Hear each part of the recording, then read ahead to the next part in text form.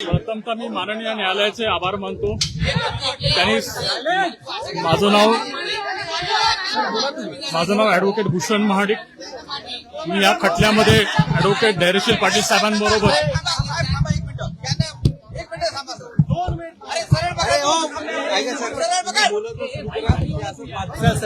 या खटल्यामध्ये सुरुवातीपासून ऍडव्होकेट धैर्यशील पाटील साहेबांबरोबर मी काम केलेलं आहे, पाहिलेलं आहे.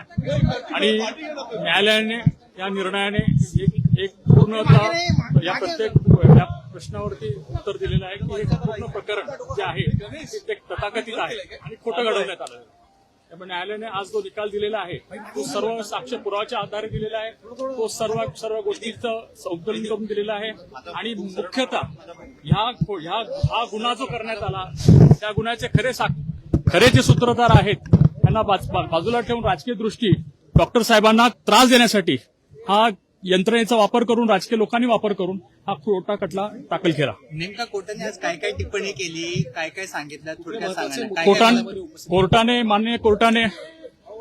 माननीय न्यायालयाने प्रखरपणे सांगितलं की हा माफीचा साक्षीदार जो आहे पारसमल जैन ह्याच्यावरती कुठल्याही प्रकारे साक्ष ठेवता येत नाही. ह्याच्यामध्ये गोवण्यात आलेलं आहे. ह्याच्याकडनं साक्ष करण्यात घेतली आहे आणि वेळोवेळी आपल्या तथाकथित कहाण्या हे बदलत आलेलं आहे. प्रथमतः तो वेगळी कहाणी सांगतो. त्यांनी एवढंही क्लिअरली सांगितलं की मला 2009 मध्ये मला राकेश मारियाच्या सांगण्यावरनं आणि क्राईम ब्रांचच्या अधिकाऱ्यांनी खोट्या गुन्ह्यामध्ये मला गोवलं. त्याच्यामध्ये माझी बेदम मारहाण केली, मला टॉर्चर करण्यात आलं. आणि त्या अनुषंगाने नंतर जेव्हा मी ह्याचा कबुली जबाब दिला किंवा मी ह्या गुन्ह्यामध्ये माझ्या कटाचा कबुली हे केलं त्यावेळी मला सगळ्या दृष्टिकोनातून माझी हे करण्यात आली असं त्यांनी प्रखरपणे सांगितलेलं आहे. आणि प्रथमतः ह्याच्यामध्ये हा खटला 2006चा हा गुन्हा आहे. ह्याच्यामध्ये आपल्याला पार्श्वभूमी सांगतो. 2006 मध्ये ही घटना घडली 2006 मध्ये ह्याच्यामध्ये तपास कळंबोली पोलीस करत होती. कळंबोली पोलिसांनी 1.5 वर्ष तपास केला.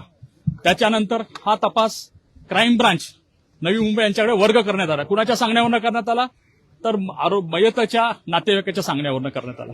मग काय झालं त्याच्यानंतर 2008 मध्ये, कारण हे प्रकरण फार जुनं आहे, 2008 मध्ये माननीय उच्च न्यायालयामध्ये आनंदी देवी जे पवनराजेच्या पत्नी आहेत त्या उच्च न्यायालयात गेल्यात.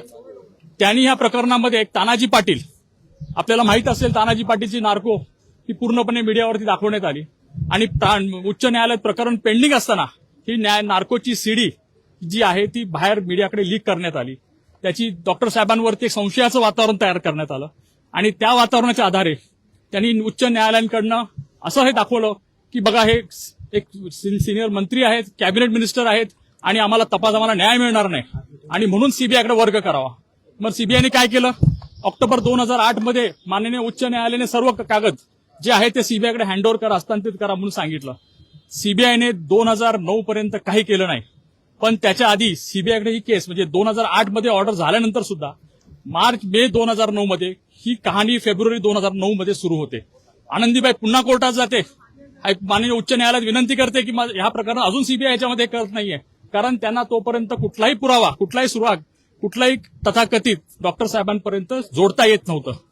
मुख्यतः राकेश मारियाच्या क्राईम ब्रांचने जेव्हा राकेश मारिया जॉईंट सीपी होते आणि राकेश मारियांना साक्षीदार म्हणून तपासण्यात आलं तर राकेश मारियाने ह्या जैनला मी ओळखत नाही आणि जैनला फक्त त्यांनी एवढं सांगितलं की माझ्या अधिकाऱ्याने 3-4 गुन्ह्यामध्ये त्याचा ताबा घेतला. त्यामुळे 19 एप्रिल 2009 त्यांनी मला खुलासा माझ्या अधिकाऱ्यांनी सांगितलं की असं जैन हा व्यक्ती हा सांगतोय. नुकतंच फक्त त्याचं तथाकथित म्हणणं होतं आणि पहिल्या दिवसापासून हा धादांत खोटं बोलणारा व्यक्ती आहे. राकेश मारियाने 5 मे 2009 पत्र लिहिलं. Rakesh Maria joint CP crime होते तर त्यांनी कमिशनरांना कळवता, होम मिनिस्टरला न कळवता, मुख्यमंत्र्यांना न कळवता हे पत्र राकेश मारियाने डायरेक्टली सीबीआयला पत्र लिहिलं. त्याचा काही संबंध नसताना राकेश मारियाने का हस्तक्षेप केला त्याचं कारण समोर आली पाहिजे, त्याची चौकशी झाली पाहिजे. राकेश मारियाने हे पत्र सीबीआय दिलं आणि सांगितलं की आम्हाला ह्या गुन्ह्यामध्ये हा एक आरोपी सापडलेला आहे आणि आम्हाला ह्या आरोपीने हा कबुली जबाब दिलेला आहे. राकेश मारियाची जर आपण साक्ष पाहिली कोर्टासमोर तर कुठल्याही प्रकारे स्टेशन डायरीला एंट्री नाही. छोटीची छोटी गोष्ट पोलीस यंत्रणेमध्ये स्टेशन डायरीला नोंद होते स्टेशन डायरीला जर अशा प्रकारे एखाद्या गंभीर गुन्ह्याचं स्वरूप जर दिलं गेलं असेल तर ती स्टेशन डायरीला नोंद असायला पाहिजे होती. राकेश मारेने हे मान्य केलं की बाबा मी ती स्टेशन डायरी पाहिली नाही, कुठलेही कागद पाहिले नाही आणि ह्या जैन नावाच्या व्यक्तीला मी तुमच्याकडे हस्तांतरित करत आहे आणि तुम्ही लवकरात लवकर ह्याचा ताबा घ्यावा. त्यावेळी जैन अर्थरोड जेलमध्ये होता. 5 मे 2009 हे पत्र गेल्यानंतर सीबीआयचे अधिकारी काही करत नाहीत. सीबीआयच्या आयोने कोर्टासमोर जबाब दिलेला आहे की आम्ही जाऊन सहज चौकशी केली, कुठे अर्थरोड जेलला, या जैनला चौकशी केली आणि जैनला आम्ही सांगितलं अरे बाबा आम्ही आलो नाही 22 तारखेपर्यंत किंवा 25 तारखेपर्यंत, तर तू तुझ्या जामिनासाठी जा. जैननी मारियावरती हाही आरोप केला की मारियाने सांगितलं तुला सगळं मिळेल, फक्त जामिनासाठी तू अर्ज करायचा नाही. कुठल्या गुन्ह्यात? तर क्राईम ब्रांचच्या गुन्ह्यात. आणि कुठले गुन्हे होते ते? पाकिटमारचे, चोरीचे, खोट्या वेपनचे, असे काही गुन्हे त्यांनी दाखवले होते फक्त त्याचा ताबा ठेवण्यासाठी. आणि फेब्रुवारी 2009 पासून ह्याच्यावरती माननीय न्यायालयाने हे पूर्णपणे स्पष्टीकरण दिलेलं आहे की जैन जेव्हा म्हणतोय की 8 फेब्रुवारी 2009 पासून ते 25/2 पर्यंत माझा बेकायदेशीर ताबा ठेवण्यात आला, मला टॉर्चर करण्यात आलं, मला मारण्यात आलं, त्या अधिकाऱ्यांची नावं घेतो, पण सीबीआयने एकाही अधिकाऱ्याच्या किंवा क्राईम ब्रांचच्या ह्या तपासाबद्दल कुठली चौकशी केली नाही. त्याच्याबद्दल प्रश्न उद्भवतात की का चौकशी करण्यात आली नाही, काय घाई होती त्यांना. आणि फक्त जैनला सीबीआयने 22-25 मेला म्हणजे 25 मेला कोर्टात त्यांनी अर्ज केला. सो 5 मे पासून 25 मे पर्यंत सीबीआय का थांबली, काय त्यांच्यासमोर हे होतं. 25 मेला कोर्टात, पनवेलच्या कोर्टात ताबा घेतला आणि 27 मेला त्यांना ताबा मिळाला अर्थरोड जेलमधनं आणि मग त्याला 29 मेला न्यायालयासमोर नेलं. आमचं पहिल्यापासून म्हणणं होतं की बाबा न्यायालयाकडे पोलीस कस्टडीमध्ये असताना तो कायदाच आहे की कुठल्याही प्रकारचं कबुली जबाब होत नाही. न्यायालयीन म्हणजे पोलीस कस्टडीमध्ये असताना न्यायालयाचं ते प्रथम हे आहे, कर्तव्य आहे की त्याला न्यायिक कस्टडीमध्ये ठेवा, त्याला वेळ द्या, त्याला रिफ्लेक्शनचा टाइम द्या आणि ती सगळी प्रोसिजर जी 164 खाली आहे सीआरपीसी ती सर्व अवलंबण्यात यावी. पण असं काही करण्यात आलं नाही. मग ह्याच्यामध्ये जसं न्यायालयाने सांगितलेलं आहे आणि जे रेकॉर्डवर आहे त्याच्या कबुली जबाबमध्ये काही एक उल्लेख नाही. डॉक्टर साहेबांचा उल्लेख नाही, डॉक्टर साहेबांच्या बद्दल उल्लेख नाही किंवा त्यांना भेटल्याचा उल्लेख नाही. मग हा काय करतो, हा म्हणजे त्याच्यानंतर त्याच्या कबुली जबाबानंतर 29 मेला आहे त्याचा कबुली जबाब जो काय घेतलेला आहे तो डिफेक्टिव्ह आहे हे न्यायालयाने त्याचं स्पष्टीकरण केलेलं आहे. पण नुसतं त्याच्यावर नाही तर त्याला 2 दिवसामध्ये त्याच्या कबुली जबाबावर सगळ्या आरोपींना अटक होते, प्रामुख्याने डॉक्टर साहेबांना. आणि अटक करणे हाच एक त्यांचा उद्देश होता, हाच एक त्यांचा मुद्दा होता. त्यांना तिथेच डॅमेज करायचं होतं डॉक्टर साहेबांना. कारण तुम्हाला माहिती असेल मे 2009 मध्ये डॉक्टर साहेब लोकसभेचे खासदार म्हणून निवडणूक लढले, निवडून आले आणि केंद्रामध्ये मंत्री होणार होते. तर त्यांना कुठेतरी थांबवण्यासाठी त्यांच्यासाठी ह्या सगळ्या गोष्टी करण्यात आल्या आणि मग त्यांचं त्या प्रकारे हे केलं. तपासामध्ये त्याच्यानंतर त्यांनी तपास सुरू केला म्हणजे तथाकथित गाडीचं दाखवलं, गाडीची रिकव्हरी दाखवली, तुम्हाला हॉटेलच्या एंट्र्या दाखवल्या, त्या सगळ्या कोर्टाने ग्राह्य धरल्या नाहीत.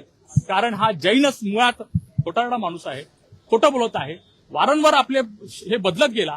नुसतं एवढंच नाही तर त्यांनी कोर्टासमोर माननीय न्यायालयासमोर सुद्धा त्याची जबानी झाली, त्याची साक्षीदार म्हणून त्याचं माफीचा साक्षी झाल्यानंतर त्याची जबानी झाली, त्याच्यात सुद्धा खोटं बोललेलं आहे. प्रत्येक वेळ तो बदलत जातो, प्रत्येक वेळ नव्यानं काही सांगतो, प्रत्येक वेळ त्याला हे करण्यात आलं. पण आम्हाला त्याच्यावरती गांभीर्यानं बघावं लागतं. पैसे कोर्टात सांगितले की त्यांनी पैसे घेतले होते, 2दा पैसे घेतले होते असेही देखील कोर्टापुढे आले.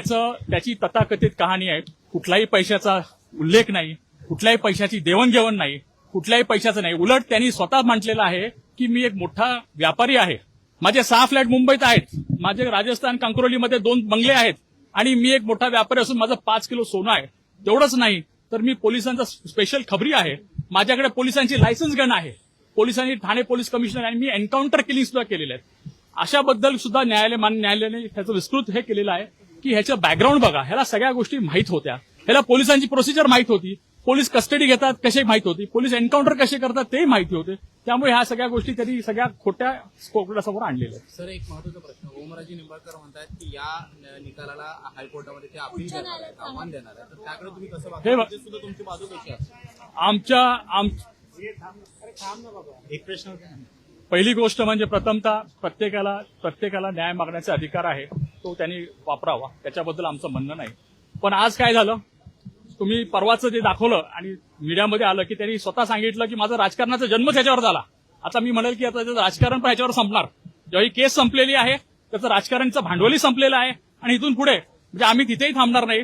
तर ह्याच्यामध्ये खरे मारेकरी कोण होते हा तपास कुठे डायव्हर्ट करण्यात आला, हा जैन नावाचा व्यक्ती कुठून आला, कुणाच्या सांगण्यावरनं आला, कशा पद्धतीचे पुरावे का कोणाच्या सांगण्यावर गोळा करण्यात आले, याच्यामध्ये कुणाचा काय उद्देश होता आणि डॉक्टर साहेबांच्या बद्दल का डॉक्टर साहेबांना हे करण्यात आलं. कारण गेलं राजकारण तुम्ही पाहिलेलं आहे, हे सगळ्या इलेक्शनमध्ये हाच विषय, डॉक्टर साहेबांची बद्दल विषय करणं, हा गुन्ह्यासंदर्भातला विषय करणे आणि हा संदर्भ घेऊन प्रत्येक इलेक्शनमध्ये लोकांसमोर पुढे जाणं.